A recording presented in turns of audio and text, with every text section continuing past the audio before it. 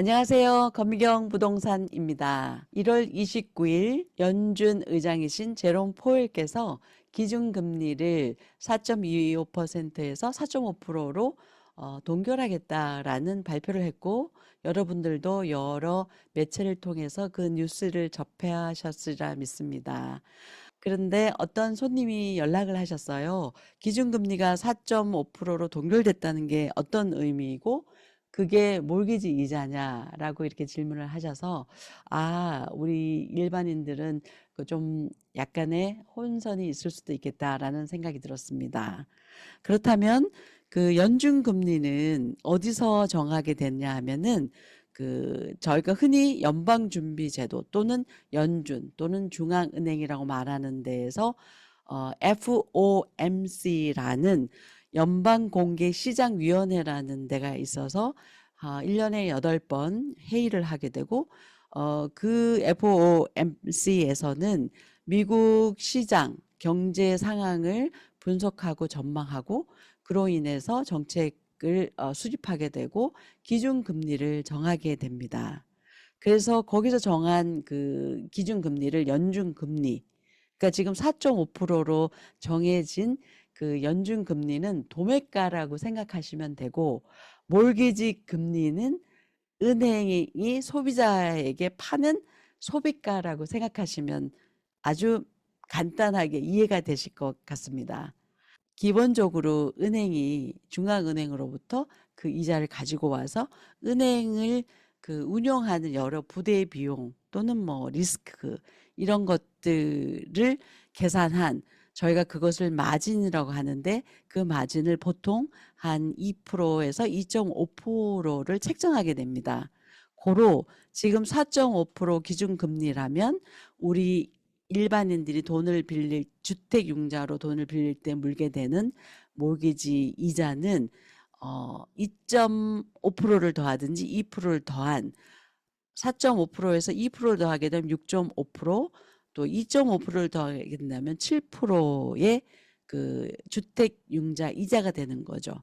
그러니까 30년 고정 이자를 생각했을 때, 물론 그거는 그냥 일반적으로 정해지는 것이고, 이 기준금리가 꼭 그 몰기지 이자에 영향을 미치는 것은 아닙니다. 그리고 바로 미치는 것도 아니고, 가장 크게 미치는 그 영향을 미치는 것은 10년 만기 국채 수익률, 그것이 30년 몰기지 이자에 가장 영향을 많이 미친다고 합니다. 그렇지만 그냥 일반적으로 기준금리에다가 마진을 붙인 것이 몰기지 이자가 되는구나라고 생각하시면 쉽게 이해가 되실 것 같습니다. 그래서 지금 현재 그 30년 고정 이자는 당분간 동결했다고 했기 때문에 6.5%에서 7% 선이 되겠구나라고 저희가 이해를 할 수가 있고, 그걸로 인해서 주택시장은 그러면 셀러 사이드, 바이어 사이드 어떤 영향을 미칠까 생각을 해본다면,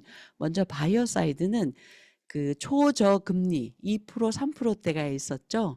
그거는 코비드로 인해서 정말 사상 최저 제로금리 기준금리가 있던 시대에 정해졌던 몰기지 이자였고, 그로 인해서 주택가는 막 여러 그 멀티플 오퍼가 붙어서 굉장히 비싸게 웃돈을 줬던 상황이 있었잖아요. 근데 더 이상의 그런 초저금리는 없겠구나. 왜냐하면 동결, 그냥 그 상태로 묶어버렸으니까 당분간은 그 이자가 유지되겠구나. 그래서 그야말로 뉴 노멀 이자다.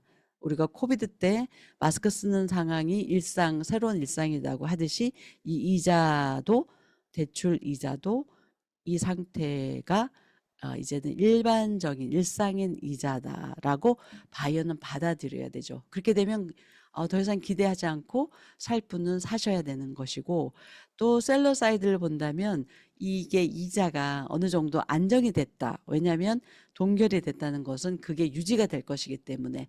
그래서 작년에도 그 지난번 영상에도 말씀드렸지만 폭락하지 않았습니다. 그 집값이 오히려 약간 그 5.6%, 6% 정도 상승, 평균 상승했던 거를 저희 이 서북미 지역에서는 통계가 나왔다고 말씀을 드렸죠.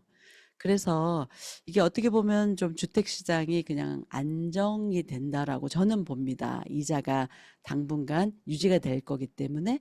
그래서 파실 분은 파시는 분대로 더 이상의 그 가격 인상을 생각하지 마시고 내놓으시고, 사실 분은 더 이상의 그 저금리 시대가 올 거라는 기대를 하지 마시고 사시는 쪽으로 하시는 것이 2025년 이 기준금리 동결 발표로 인해서 전망을 해보게 됩니다.